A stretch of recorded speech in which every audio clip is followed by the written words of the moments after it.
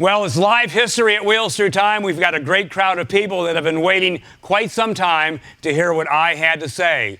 And the question at hand here today is very simple. What does this car, this game, and Wheels Through Time have in common? At Wheels Through Time, there are hundreds of motorcycles and dozens of cars, each with a story all of their own. From the rarest antiques to the most iconic styles, we are dedicated to telling the story of these old bikes.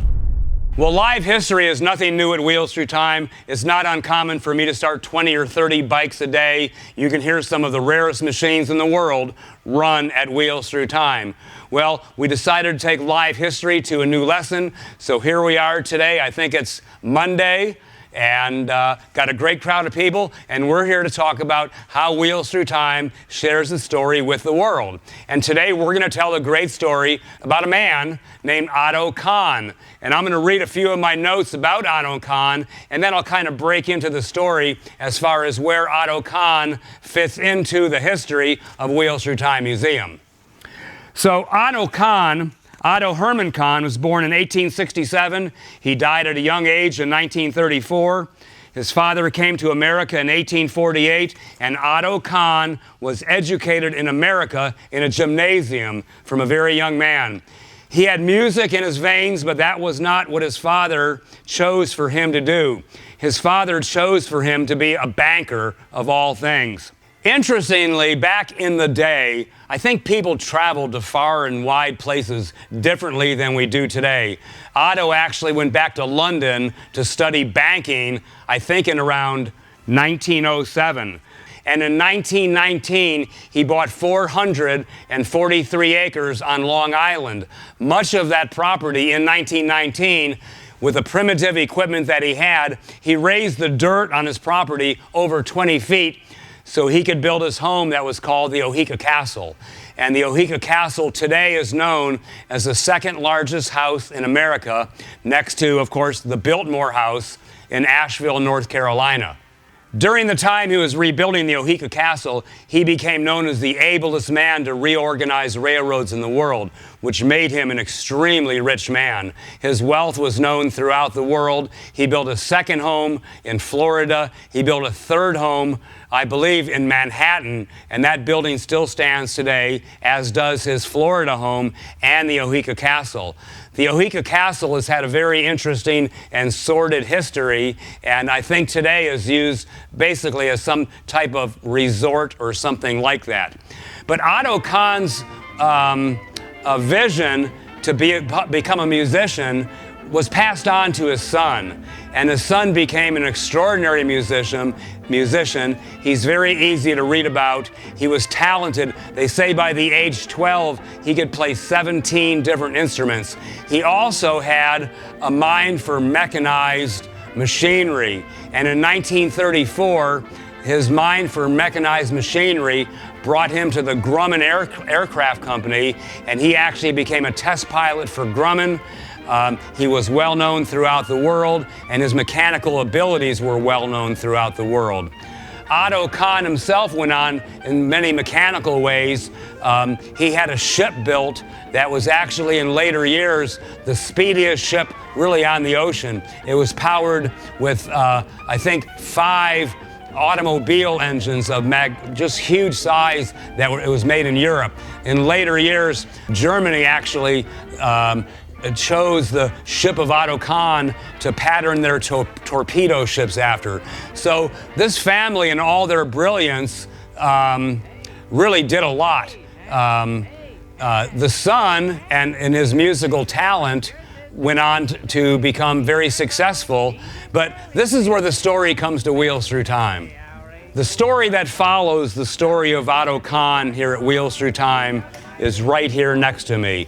And if you haven't figured it out by now, ladies and gentlemen, this is the car that's on the Monopoly game, because OTTO KAHN is the man with the mustache on Monopoly. I get kind of emotional about this because the history lesson at Wheels Through Time many times goes layers and layers deep. When I heard about this car probably 4 years ago, I was actually filming the What's in the Barn show.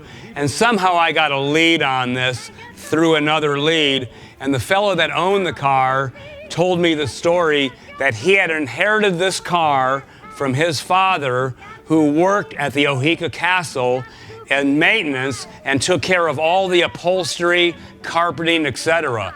Well, that man knew all the ins and outs of the OHEKA Castle.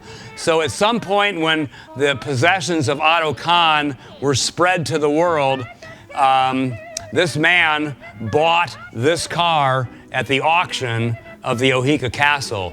Now, my friend's name who sold me the car was Jason Rosenblatt. His father was the carpeting guy at the castle. A really interesting aspect of this story is that Rosenblatt inherited this car when he was like 4 years old. His father died shortly after. Now, Jason is probably 55 today, so he owned the car for 50 years. Why he chose to sell it to me is actually quite a mystery.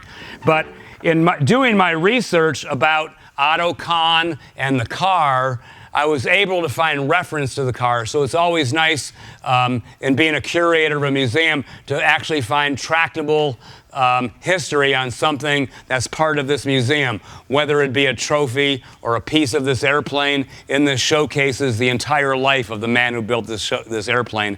I can go on about that. I'll probably do another history lesson on that.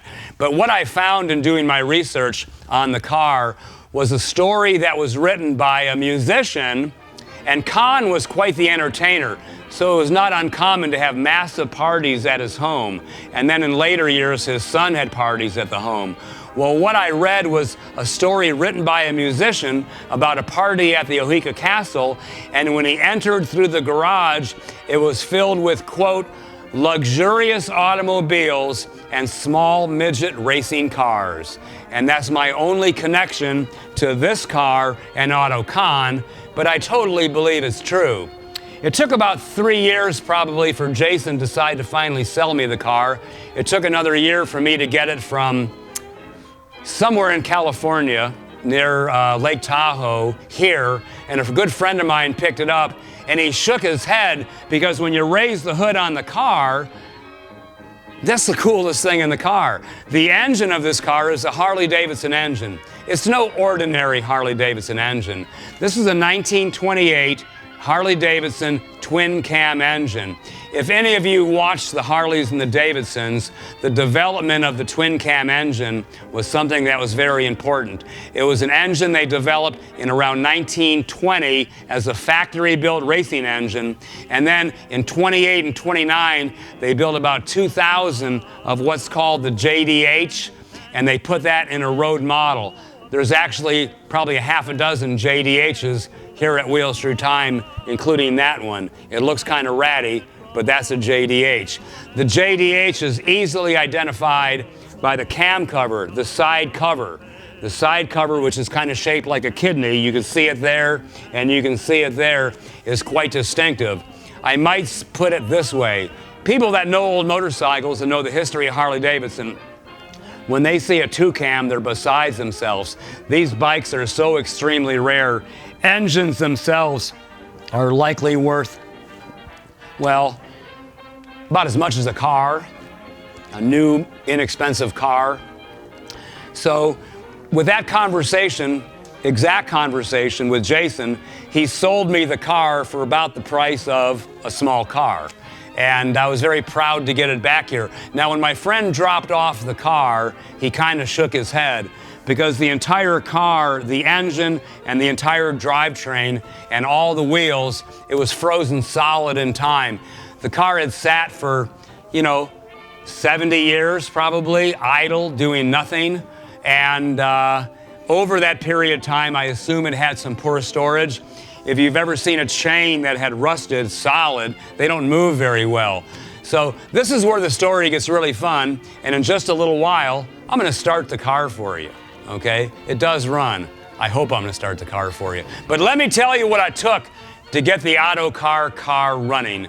And I don't know if I've just been blessed or have got magic hands, but I only used two tools on this car to get it running. One was a propane torch, the other was a hammer. I'm talking a hammer, okay? So I used a lot of, there's probably cans around here, various penetrants, lubricating oils. There's all kinds of names, WD-40, Aerocroil.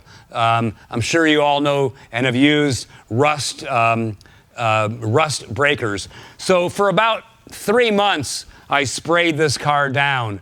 The hammer came in handy because I knocked around on all the parts and loosened them up, re-oiled them, and make them all work. So now, although I have it sitting the wheels on blocks, the first time around, the car was just sitting on blocks so I could spin all the wheels. So at this time, I have all the brakes working. I have the steering working. I was able to kick the engine over. Now, I realized the engine wasn't frozen, but it was very stiff. The chains were also stiff. So I continued on. Maybe once a week, I'd come back with a hammer and torch, bang around on it for a while. And about 2 weeks ago, there was a couple guys here from the West Coast. It was the day we were closed. I was showing them around the museum. And I said, hey, guys, you know, whenever I get free help, I'm really happy about that. How would you like to help me start this car up? So I have a trick that I've been doing for many years. It's called the hot plate. You might have seen it on one of my television shows. I put the hot plate underneath the car, heated the whole thing up to a nice warm temperature, and I always put it this way. When you shut an engine off, it's warm, and if you heat the thing back up, it's kind of where it was when it was shut off because it don't have a memory. Okay? So I heated this whole thing up. Now, the other thing I want to tell you is this, and it's the God's truth. I never pulled the spark plugs out of the engine. I never took the carburetor off the engine. So me and my cohorts hooked up a gas can, hooked up a battery, and within 15 minutes, we got it to pop and belch. And then I made a little adjustment. I cleaned the points. No brainer. After I cleaned the points, the bike started almost immediately and ran like crap, okay? Well, that's not the end of the story. They left. They were wore out. The one guy screwed his knee up entirely. The other guys were going, I'm so tired of kicking on this thing, we gotta go. So they all left, and when I have this place all to myself, and it's nice and quiet, is when really the magic happens here. So before I start this car, I would like to give you some of my speculation as to who might have built this car, because that's an entire mystery. If OTTO KAHN's son worked at Grumman, there's some very talented machinists that work at Grumman.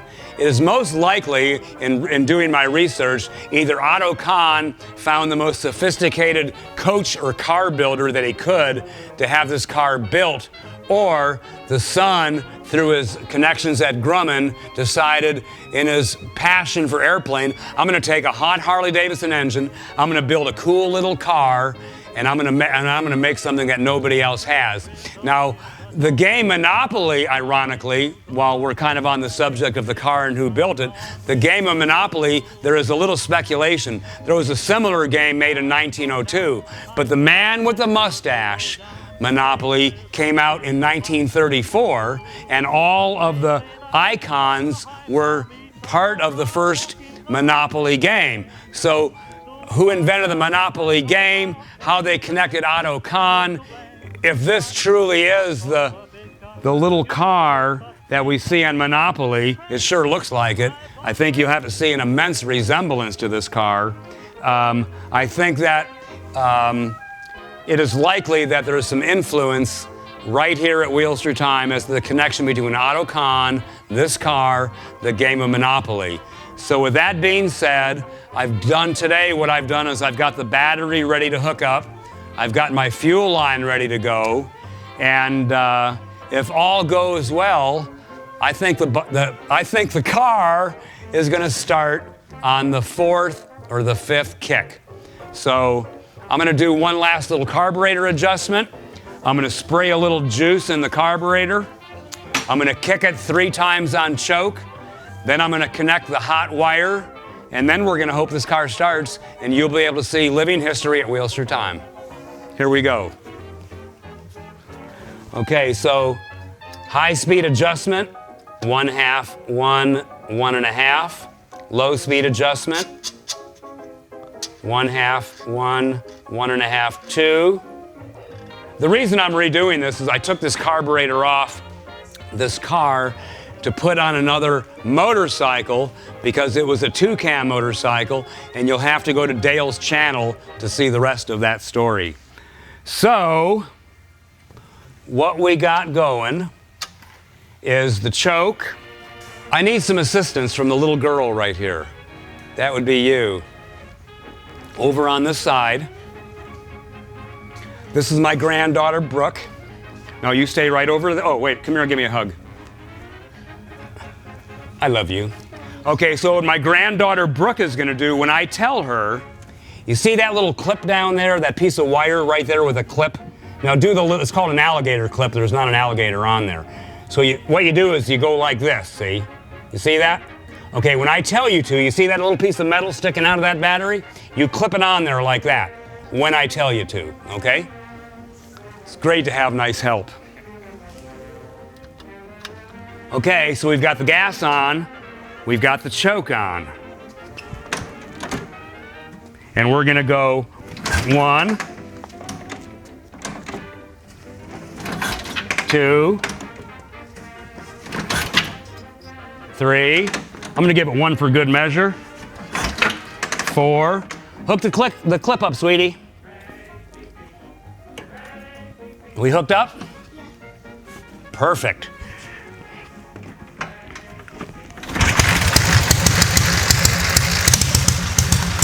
And that's what we do at Wheels Through Time. Disconnect the clip. Thank you all very much. I hope you enjoyed our trip through time. I'm really happy it started on one kip. Steve is too. And thank you.